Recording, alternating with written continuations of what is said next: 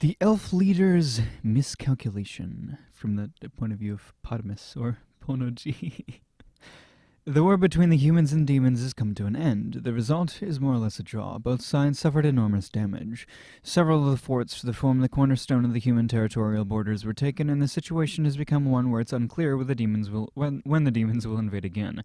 And not just that, but while the forts being taken was bad enough, the damage to the humans wasn't limited to just that. The death of the hero in particular could be said to be the hardest blow for the humans. While I didn't have much expectations of this hero, I won't deny that I did have some faint hopes that maybe he could achieve something. Him and Ariel killing each other would be too much to ask for, as that would be the sort of dream a child who cannot face reality would have. While the demons were able to successfully capture several forts, both at the places where they failed, and where they succeeded, naturally they did not come away unscathed.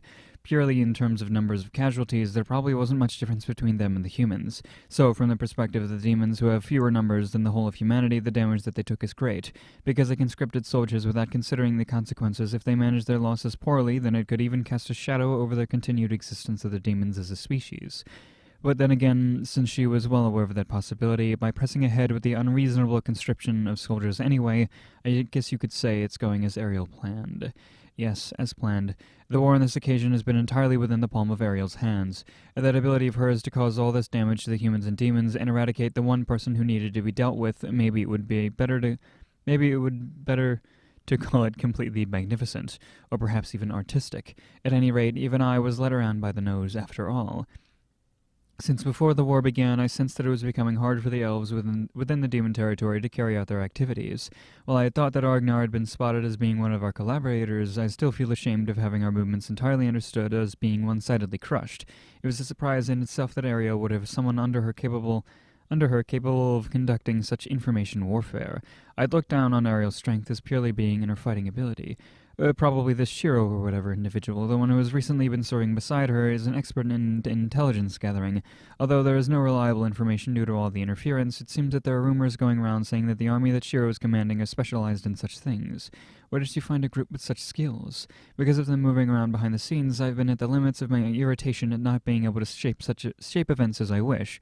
The information warfare within the demon territories has been a complete loss. It's already impossible to tell what information is fact and what is fake. For this reason, after Ariel has departed for the war, at the time when I gained some information that one of the reincarnators, the girl vampire, was alone, I suspected that it might well be a trap. Being cautious, I intended to crush the trap itself and intentionally answered the invitation. Thinking of the worst case, I used an old model body that it wouldn't hurt to lose. Even though it was an old model, it was a body with plenty of combat ability. It was crushed by that girl vampire with trivial ease. From the sensations I felt during battle, I think that if she got serious, she could be equivalent to a top-ranking dragon. Or perhaps her true power is beyond even that. It's even beyond that. Compared to the other reincarnators I know, her fighting strength is different by a whole order of magnitude. Clearly Ariel has trained her in the fundamentals of combat, otherwise I don't see how some mere girl could possess such combat ability.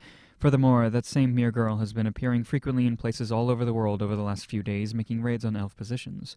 That one mere girl, just by herself, has destroyed elf positions across the world, and whittled away the personnel. To think that it wasn't only elf positions in the demon territories that were smashed, but even ones in human territories. I can only describe it as a miscalculation. I don't even have the slightest idea how they were located.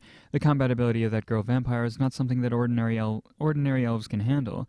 To kill that, there's probably no option except to deploy the anti-magic model Gloria, or otherwise use the anti-god Gloria in the elf village. I certainly don't intend to use that on some mere girl, though.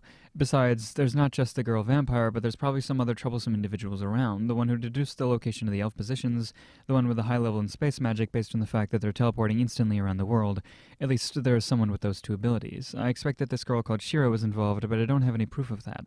The worst-case scenario would be all those abilities are possessed by that girl vampire, but even though she is a reincarnator, it is hard to consider that a single person could have so many different abilities. Either way, even with what she has grown so far, there is no mistaking that she is a nuisance. I regret not being able to kill her as a baby.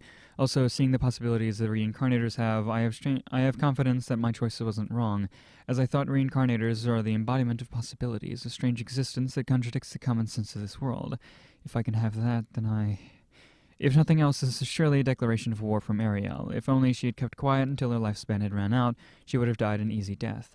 Does that mere girl seriously think she can beat me just because she's gotten somewhat strong due to the assistance of the system? How ludicrous. Both now and in the past, the only ones that I fear are the gods. And now there's only one god left remaining on this planet. If I can finally get rid of Girishdodes, all that would be left was a practically dead Seriel. If it comes to pass that Ariel invades the elf village, then she'll be exterminated. There's many anti-Girishdodes weapons that have been developed. It may be going somewhat overboard to use them against that mere girl, but I can consider it to be some break-in testing before the main event. Prepare a thorough inspection of every Gloria model. Make sure they're ready to be used at any time. Yes, sir. And now then, be prepared to receive recompense for doing whatever you like outside. Sorry, bud. That Whitey's a god, okay? that's the note from the author, I guess. Yeah, and then some fun little this stuff. Yeah. Oh, okay, sure.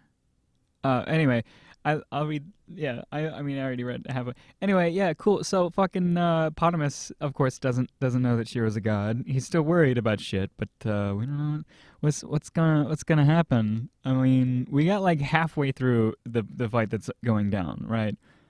Because the other story ended right when they killed the douchebag guy, and then everybody met up. And that's where we left off on that front. Anyway, bye-bye.